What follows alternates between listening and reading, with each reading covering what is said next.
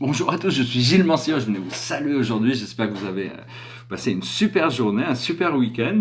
Je venais pour tirer quelques cartes, mais bon, j'ai fait cette vidéo hier un peu courte, c'était pas forcément mon jour le plus... enfin, je veux dire, bon, il y en a des jours avec et des jours sans. Alors bon, ça y est, tout va bien, tout s'est arrangé, hein. C'était des fois dans le monde astral, on peut découvrir des choses qui sont pas vraiment ce que l'on recherche, qui remet en question certaines choses et qui en fin de compte s'avèrent être des illusions, parce que la voie a toujours été claire, hein, en réalité. Et donc, personnellement, je me suis plaint, bon, je disais que bon, depuis 20 ans, en réalité, le fait de ne pas avoir trop de responsabilités sociales, professionnelles, m'a permis de justement me concentrer sur mon développement intérieur. Donc, c'est juste une question de mettre en perspective ces expériences. Et de savoir, bon, au plus on travaille sur nous-mêmes, au plus on ouvre des portes sur d'autres dimensions. Bon, le danger, c'est peut-être de passer trop de temps dans ces autres dimensions et délaisser un peu sa vie terrestre. C'est peut-être ce qui m'était arrivé un petit peu. Il faut savoir qu'il y a des vieilles énergies qui risquent de remonter à la surface, mais si elles remontent à la surface comme ça m'est arrivé, en réalité c'est pour être intégrées et libérées, pour pouvoir passer à une nouvelle phase, hein. Je sais personnellement que je suis responsable de toutes les choses de ma vie. C'est pas Dieu, c'est pas les anges, c'est pas la société, c'est pas les autres, c'est toutes ces choses-là. Bon, Dieu assiste, hein, les guides assistent, et tout le monde participe de toute manière dans l'invisible. Il y a toutes sortes de participations qui fait que notre vie, s'il n'y avait pas les anges, sa vie serait impossible. Donc, bon, on n'a pas besoin de les solliciter pour recevoir leur service. C'est bien juste de... Donc voilà, je voulais dire, oui, le problème aussi par rapport à cette ascension, c'est que il y a l'esprit mental critique, l'ego qui vient tout le temps, qui est l'esprit critique, qui nous enferme dans l'illusion, hein. C'est la valeur des ombres que Platon parle dans la caverne de Platon, les ombres qu'on attribue des valeurs, hein. C'est parce qu'on croit que tout ça est réel. En réalité, nous sommes dans une matrice. Donc je vais tirer quelques cartes. Là, on se rapproche d'une nouvelle lune en balance, qui va être une lune assez puissante, hein, de toute manière. Alors, la plus haute sagesse pour nous aujourd'hui, c'est les limitations. Il faut accepter nos limitations, les comprendre et si possible, les transcender, les dépasser. Bon, je suis beaucoup dans l'idée de transcendance parce que je suis poisson, on n'a pas le choix. Les poissons, on est à la fin du cycle, donc il n'y a plus rien où aller, il n'y a plus que la transcendance, hein. Mais bon, il y a toutes sortes d'expériences qui mènent à cette transcendance. Et tout fait partie, tout est intégré dans l'un, hein. Il n'y a pas de...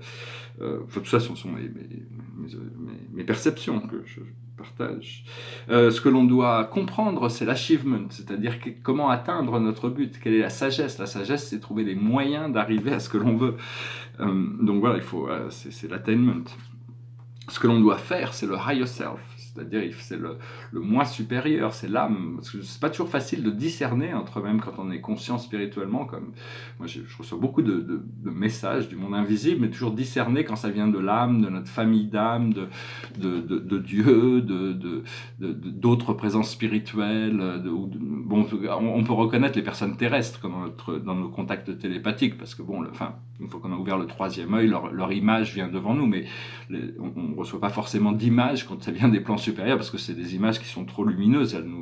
Il faut d'abord ouvrir son troisième œil. Donc c'est très important, tout se passe à travers le troisième œil, et savoir que l'ascension, c'est pas un sprint, hein, parce que si on sprint, de toute manière, on va s'essouffler. C'est vraiment un marathon, hein. C'est non seulement un marathon, mais c'est un marathon avec des obstacles. C'est une course d'obstacles. Des fois, il faut passer par-dessus les obstacles, des fois, on peut les contourner.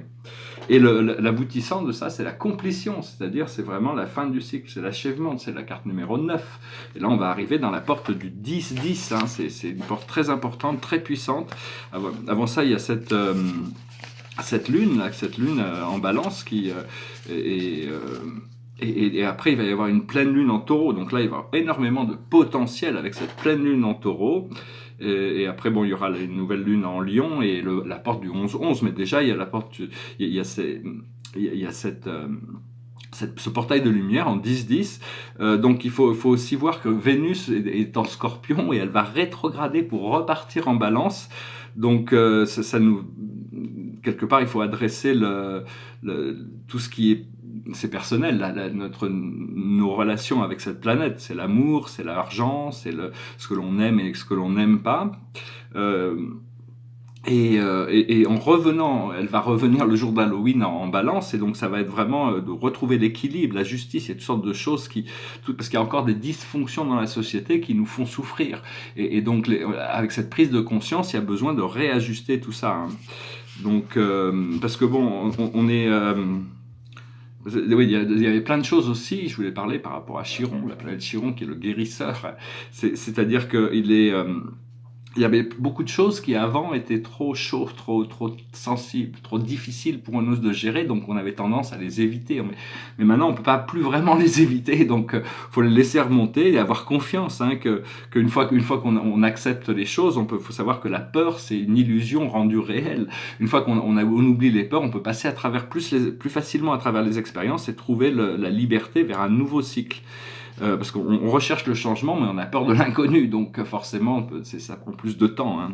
Il faut toujours avoir l'espoir, la foi et la charité. Parce que bon, on est en essence, on est venu pour avoir l'expérience de savoir qu'est-ce que c'est que d'être humain. On étudie cette expérience humaine, le samsara. On a choisi d'entrer, on ne sait pas quand on en ressortira, mais on est rentré, on y est, quoi. Hein. Donc, parce que bon, quand on regarde les mondes mortels de là-haut, on peut ne pas comprendre un peu la difficulté de venir vivre dans cette forme, quoi. Et donc le fait d'intégrer nous-mêmes cette forme pour pouvoir vivre un grand nombre de vies avec toutes sortes d'expériences dans ces formes nous permettent d'avoir une appréciation sur le programme que Dieu a créé par rapport au plan d'ascension des mondes mortels. Il y en a des milliards, hein. C'est quelque chose de grandiose. Et que je ne veux pas le faire trop long non plus, bon, parce qu'il faut savoir que bon, tout est un, hein, donc c'est comprendre pourquoi Dieu fait ce qu'il fait. C'est-à-dire toute la vie, elle se passe, c'est Dieu qui fait ça, mais pourquoi il fait ce qu'il fait? En réalité, c'est pour permettre l'évolution des âmes. Hein. Bon, mais après ça, chacun doit découvrir, essayer de trouver cette connexion, savoir que Dieu est à l'intérieur et à l'extérieur. Donc on devrait pouvoir se reposer dans la paix qui réside dans cette connaissance. Je voulais dire aussi, est-ce que c'est une question, hein, je ne sais pas si vous pouvez. Est-ce que vous pensez, une fois qu'on connaît Dieu, on sait que la conscience existe au-delà de notre conscience. C'est-à-dire, bon, on sait qu'il y a des choses, l'univers existe au-delà de notre conscience, il fonctionne au-delà de notre volonté, notre conscience, il est là. Bon, mais d'un point de vue quantique, on ne peut pas prouver que ces réalités existent au-delà de notre conscience, parce que dès qu'on cherche à vérifier quelque chose, ça rentre dans notre conscience. Alors, il n'y a vraiment aucun moyen de vérifier que les choses existent vraiment au-delà de notre conscience. C'est assez paradoxal. Parce qu'en vérité, on est déjà des êtres éternels et infinis. Et donc, il faut, étant déjà des êtres éternels et infinis, toutes les choses qui se révèlent ont toujours été là. C'est juste qu'elles n'étaient pas révélées auparavant. Je tire une carte aujourd'hui avec le tarot des archanges, c'est le magicien. Alors le magicien, c'est vraiment le Mercure, hein, c'est Mercure. Mercure va faire un carré à Pluton. Et donc, il va faire, c'est-à-dire, il faut s'occuper de soi, faut santé mentale et émotionnelle. Hein, ça va forcer ces transformations, toutes ces choses qui se passent. Et comme Vénus va être en opposition avec Uranus, il y a toutes sortes de... Donc on va nous demander aussi de guérir tous ces corps, ce corps du désir, le corps sexuel, le corps émotionnel, le corps mental, le corps physique, le corps astral, le corps astrologique. Tous ces corps ont besoin d'être... Il y en a d'autres, hein, mais bon, tous ces corps ont besoin de guérir. Il faut, donc, avec notre intention, on demande à ce que tous ces corps soient guéris en alignement, et on remercie Dieu pour nous assister dans ce procédé. Donc j'ai pas vraiment lu le message, bon, mais c'est vraiment le message magique, c'est-à-dire il suffit de savoir qu'on a des pouvoirs magiques, et au plus on y croit, au plus ils se manifestent. Je tirais une carte pour la cache. C'est l'Asie. L'Asie, c'est mémoire, cette connaissance. Bon, moi, personnellement, la connaissance du Bouddha, c'est quelque chose d'essentiel. Hein. On va revenir sur les six perfections, qui sont la perfection de la vertu, la perfection de la charité, la perfection de la patience, la perfection de l'effort énergétique, la perfection de la contemplation méditative et la perfection de la sagesse suprême. C'est les moyens qu'on nous a donnés pour arriver à la sérénité, à la lucidité. Le Bouddha avait, je Parce que bon, l'archange Michael est venu récemment, on le salue, on l'invite à venir partager cette expérience avec nous, et il est venu pour nous rappeler que là, on va vraiment recevoir des nouveaux programmations qui vont nous permettre de nous élever pour arriver à mieux comprendre la volonté divine, l'amour divin et l'intelligence divine, qui sont les trois pouvoirs, le pouvoir, l'amour et la sagesse.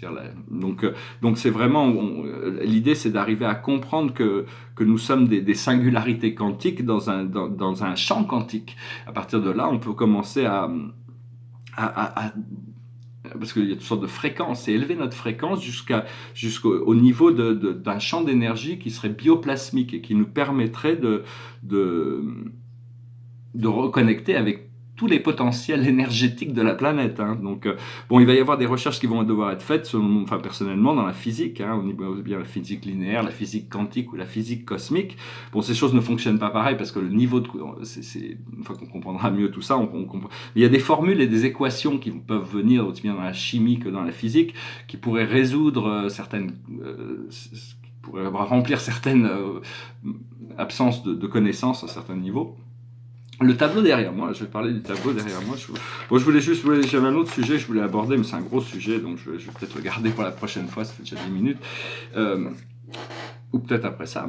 C'est un tableau c'est deux tableaux en réalité qui viennent de ma première série de peintures. J'habitais à Los Angeles, c'était en 1989, ça a été fini avant la fin de l'année 90. Et c'est un petit peu sur le jugement dernier. C'est l'assemblée des sélections et l'autre tableau qui est l'assemblée des élus. Ils vont être encadrés. Alors ce tableau dit l'assemblée des sélections, l'assemblée du dragon nuage.